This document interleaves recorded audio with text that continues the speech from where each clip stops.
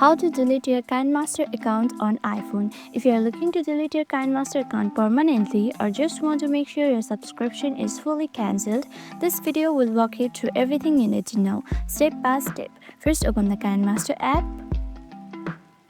Once you are in, tap on the profile icon in the bottom right corner. Tap on it. Once you tap on it, you will see this 3 horizontal line in the top right corner. Tap on it. Here, tap on My Account and tap on Delete Account. Here, to delete your account, you need to sign in with your social media account and make sure this account belongs to you. For this, tap on Continue with Google.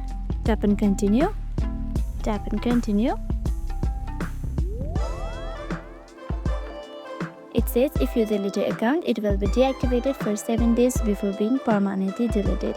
That means if you want to sign in into your account, you need to sign in between the 7 days by entering your password and email ID. Tap on Delete. And that's it. Your KineMaster account has been permanently deleted.